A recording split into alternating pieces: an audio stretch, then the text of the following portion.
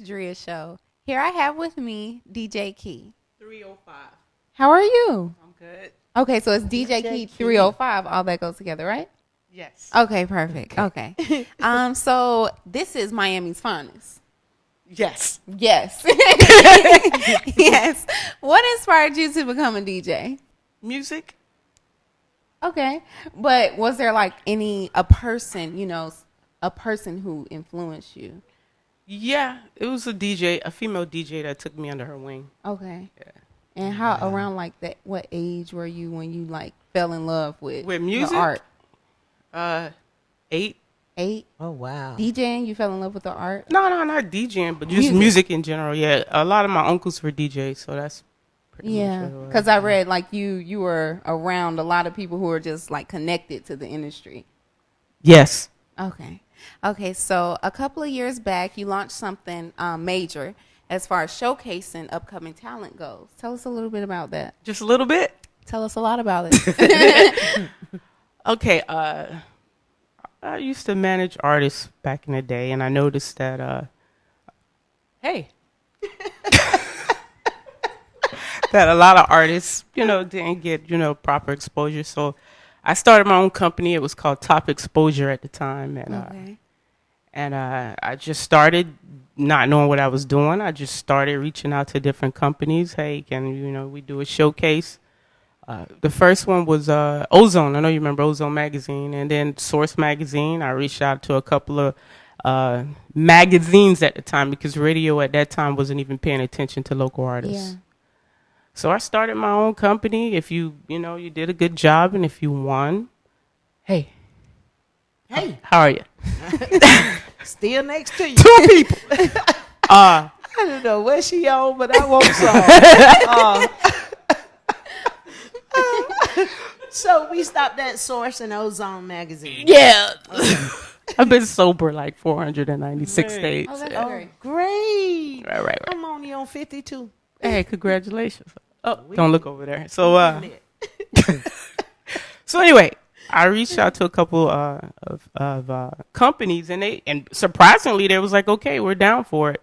And I started doing that, and then after that, I started doing more promotions, and DJing really came because I saw how hard the industry was for artists. Oh wow! So that came before you started DJing. Exactly. Oh. Because I saw how hard it was for artists, to actually break into it. So I started hanging around a lot of DJs. Is that artists in general or female Artists. Oh wow. Artists.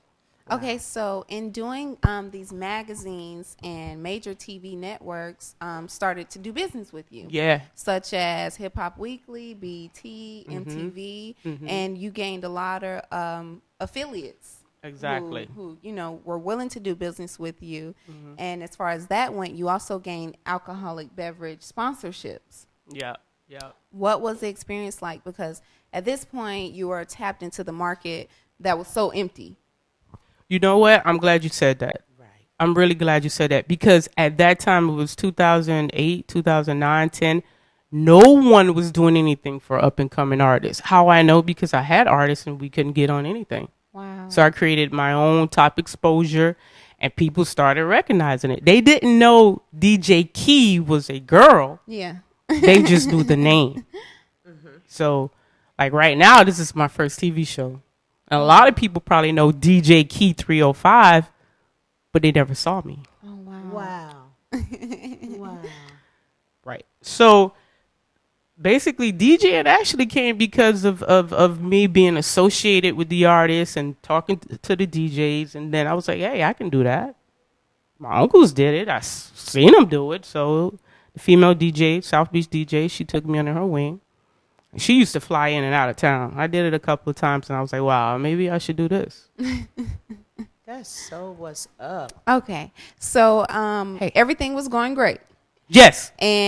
But you were asked to partner with a heavyweight. Yeah. At that time, because I was the only one doing it, a lot of other people started doing it. But people who had money, you know what I mean? Makes a big difference. Yeah, and at that time I was hard-headed and I wanted to be independent. Forget them. I don't want nobody to control me. I don't want nobody to do da-da-da.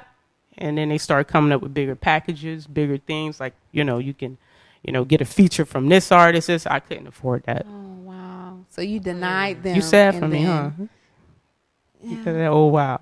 Yeah. Because you feel it, that right? Was your, you started it. Yeah. It's like they took that away from you. Well, they didn't take it because I'm still doing it. You know what I mean? I'm still doing it. I just partnered. As a matter of fact, I don't want to get ahead of myself because you got the notes. No. Go ahead. No, go ahead. You got the notes. Okay. So you bounced back, and your last showcase that you attempted to do. Oh, my God. Yep. It was an exotic spring break pool party, and you would be able to cross promote with Atlanta's infamous Freaknik. Everyone knows. Oh. So, but and that's really exciting. But you were contacted by a couple of people, the venue manager, Mafia. yeah, Miami-Dade mayor office, and code enforcement. You know what? At that time, I met DJ Meat, who is the CEO of Stampin' the Street DJs. Okay. Right? Stampin' the Street DJs. DJ Meat.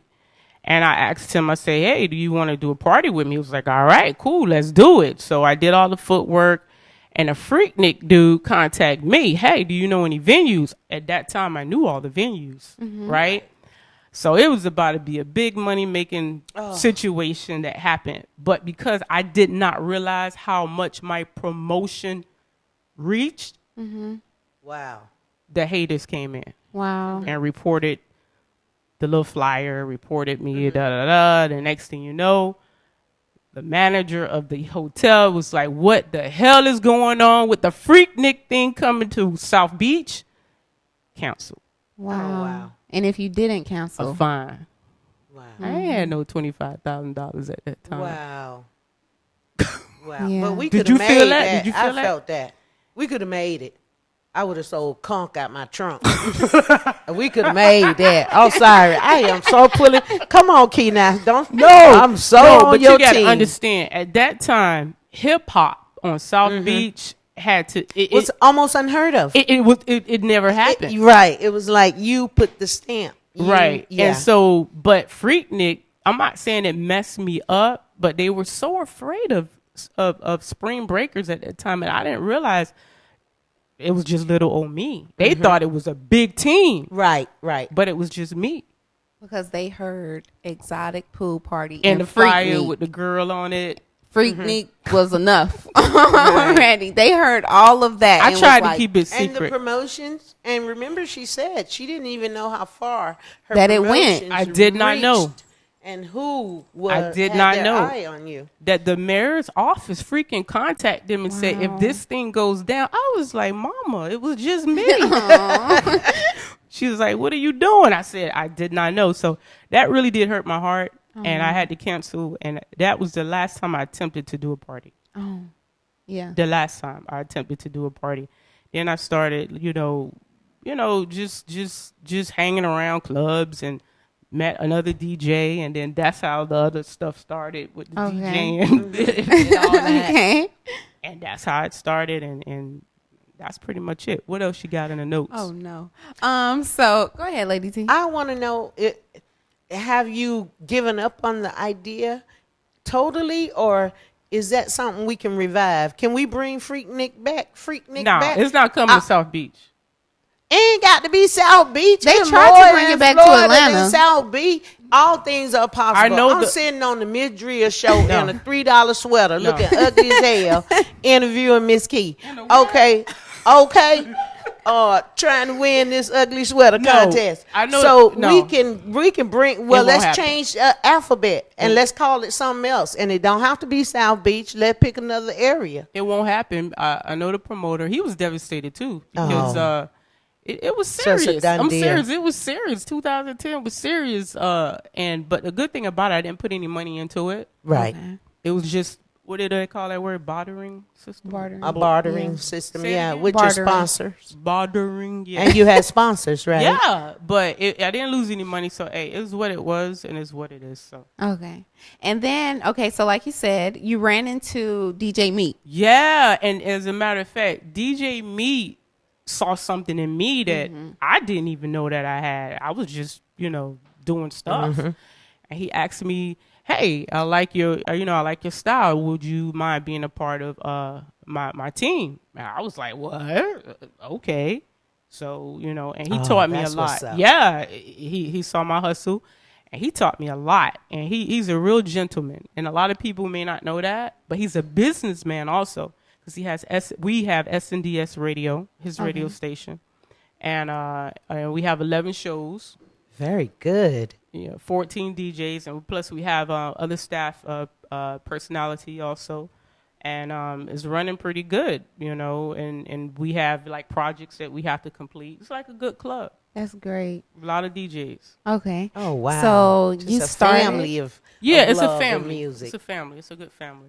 You started accepting gigs at you started just working, Go ahead. You know what I'm gonna say. You know what I'm gonna say. You started accepting gigs at strip clubs, and you fell in love with the underground music. Yeah. Strip club is a whole different vibe, and DJ Meek is the strip club king. So he DJs at all the strip clubs. So he took me under his wing, and I saw, pretty much how everything went. The music is hot. The music is hot, and I know you see the new cat that just popped, Zoe Dollars. He just popped. He was in that underground circle too, So, but yeah, I could go and DJ in a strip club, but right now I'm doing some other different things. Okay, so what are you working on then? Speak on it. Yeah, girl, come on. All right. Okay. So what I do now, I have this mixtape series called the Miami Ride Out Mixtapes. Okay. Miami Ride Out Mixtapes.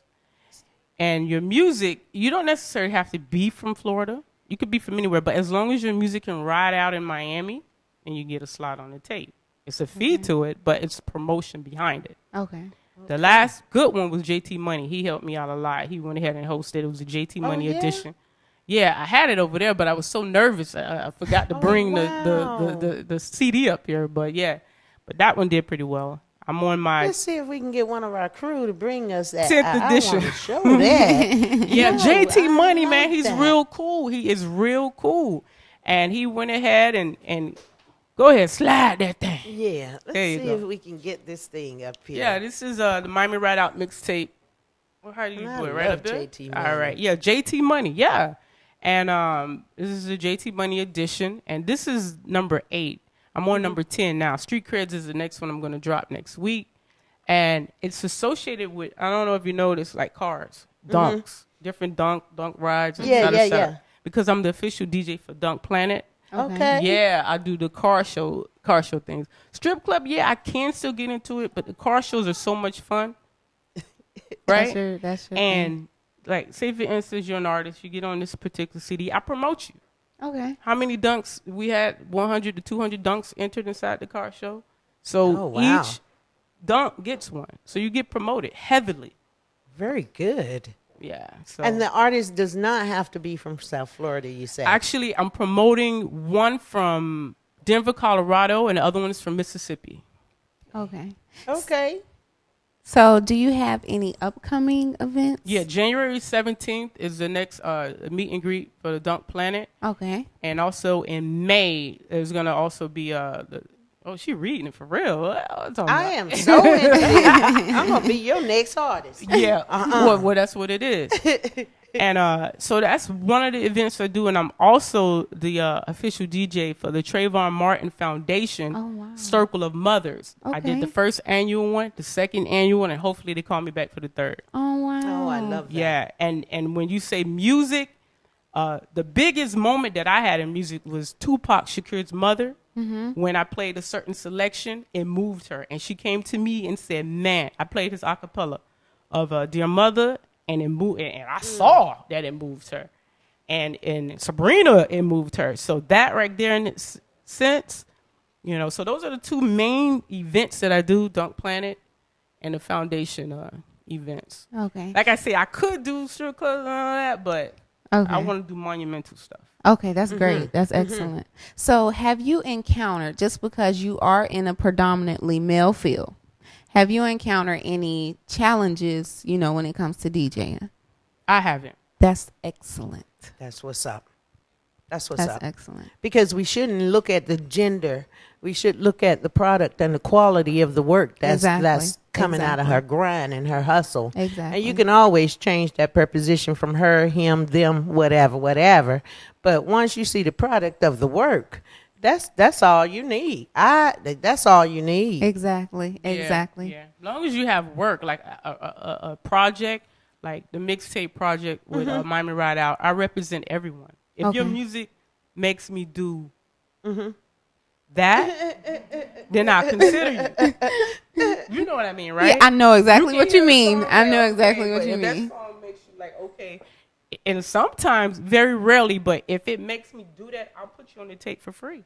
Oh, wow. That's what's up.